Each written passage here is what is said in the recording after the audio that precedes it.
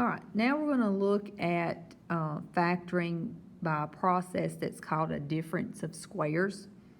And as far as what your problem is going to look like, of course you can see two of the examples right here. I'll go ahead and let you look at them real quick.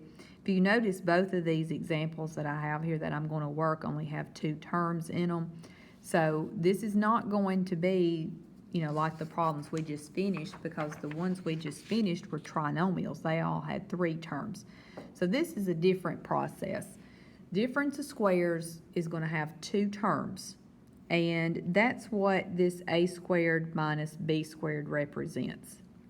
Okay, first of all, it's called a difference of squares. Of course, you've been exposed to the word difference before many times. That means you're dealing with subtraction. So this has to be a subtraction sign in order to be able to do what I'm fixing to show you.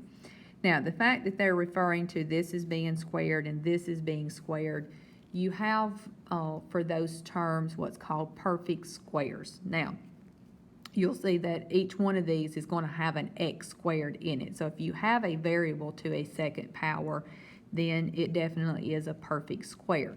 But now numbers that are considered to be perfect squares is this list of numbers that you're seeing right now.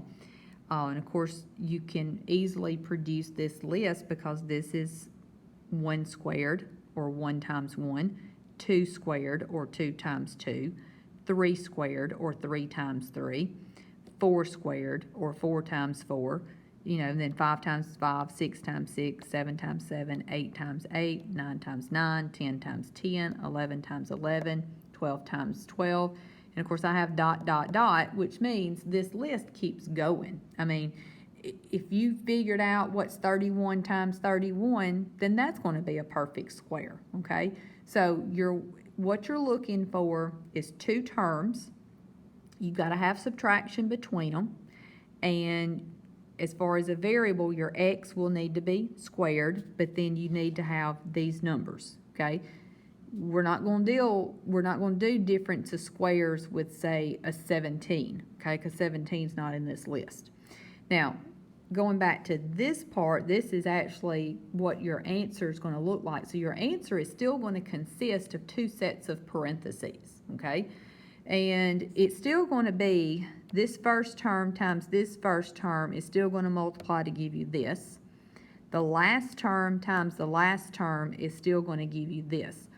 You're not actually going to worry about your middle term, because what happens is your middle term on these is actually a 0. That's why you don't have three terms. So if you were to do the same thing I was doing a while ago about multiplying the outsides and multiplying the insides and adding them together, you'd be getting a 0 every single time with these.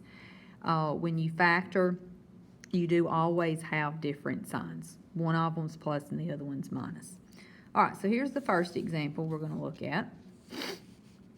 So just pointing out the fact that x is to the second power. First of all, check that.